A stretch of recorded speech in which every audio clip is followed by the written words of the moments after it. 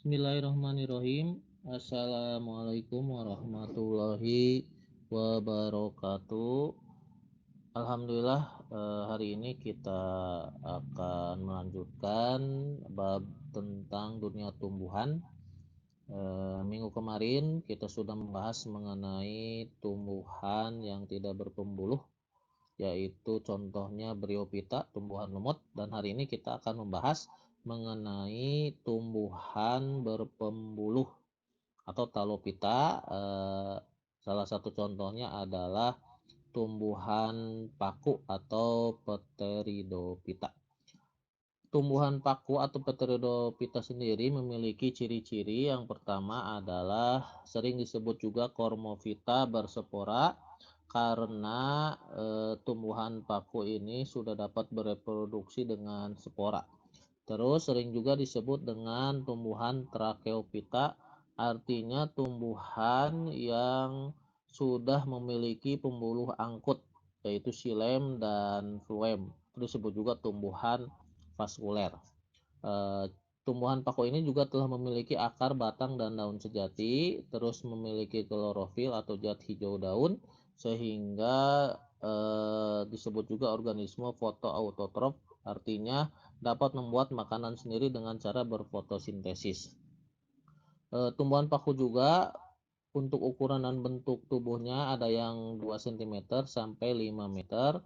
Terus tumbuhan paku terjadi metagenesis, yaitu pergiliran keturunan, karena ada dua generasi, yaitu generasi sporofit dan gametofit. Untuk generasi sporofit lebih dominan dibanding gametofit. Untuk habitatnya sendiri ini tumbuh di berbagai habitat, yaitu di higrofit, di tempat lembab, hidrofit tempat yang berair, di permukaan batuan, di tanah, dan juga ada yang epifit, menempel di kulit-kulit batang pohon.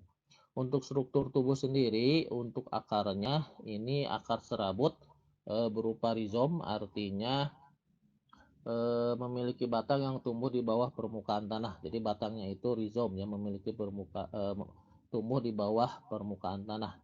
Terus batang juga memiliki berkas pengangkut, yaitu xilem dan phloem.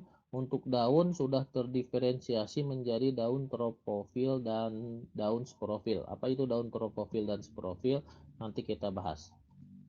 Untuk reproduksi sendiri, pada tumbuhan paku terjadi dua cara reproduksi, yaitu dengan cara aseksual, dengan pembentukan spora melalui pembelahan meiosis sel induk spora yang terdapat di dalam sporangium atau kotak spora. Sedangkan untuk cara seksual atau secara kawin dengan cara fertilisasi ovum melalui spermatozoid berflagel yang menghasilkan zigot. Nanti zigot ini akan tumbuh menjadi sporofit. Dan lalu terjadilah pergiliran keturunan. Untuk tumbuhan paku sendiri tadi sudah disebutkan mengalami metagenesis atau pergiliran keturunan. Jadi ada dua generasi, yaitu generasi sporofit, yaitu tumbuhan paku sendiri itu lebih dominan. Ada juga gametofit yang ini menghasilkan protalium. Jadi biasanya pada umumnya gametofit tumbuhan paku berbentuk lembaran seperti hati atau daun waru, sehingga disebut protalium atau protalus. Nah, ini gambar bentuk dari paku sejati dan bagian-bagiannya.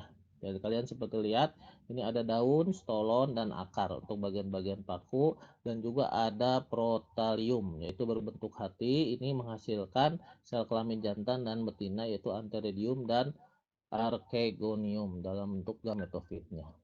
Terus untuk metagenesis paku sendiri ini dimulai dari spora yang haploid dengan pembelahan mitosis ini akan membentuk protalium.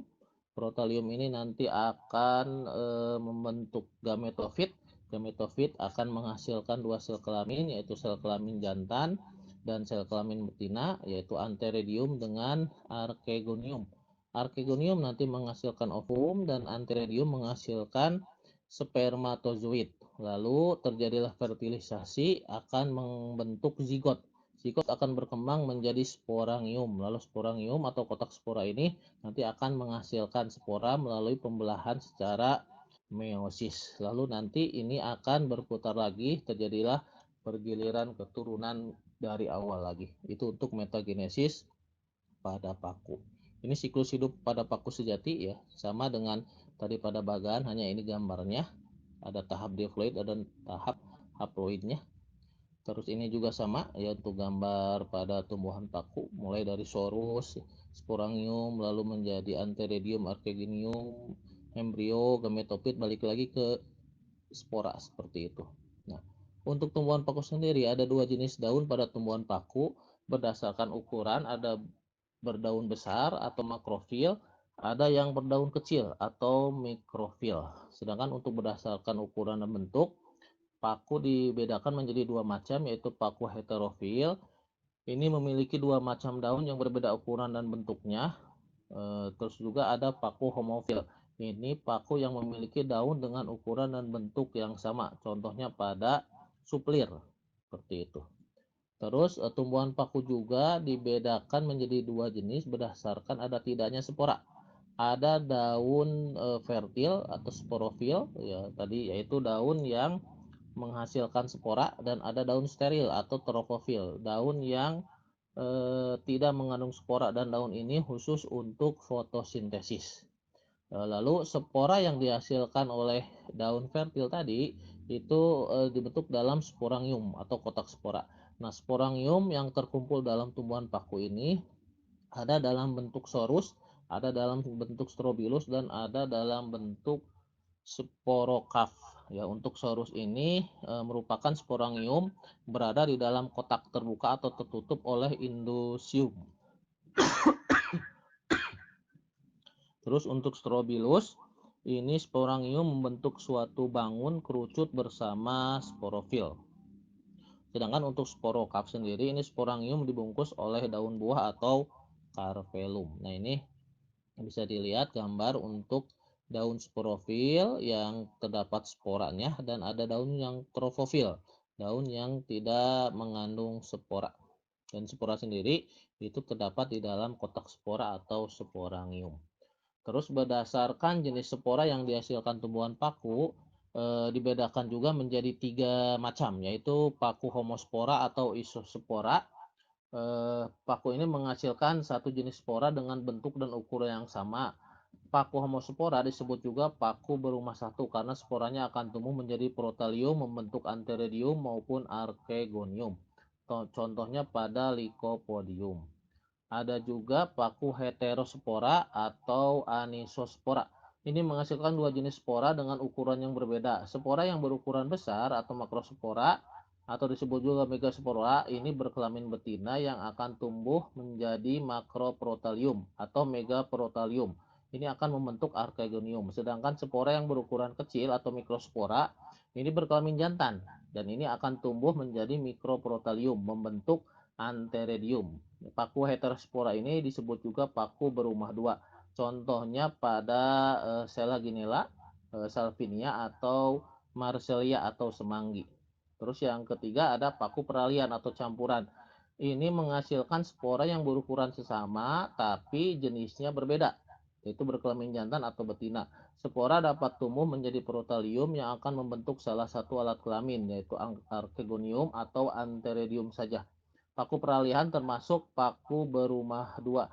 Contohnya pada Equisetum debilum, yaitu paku ekor kuda.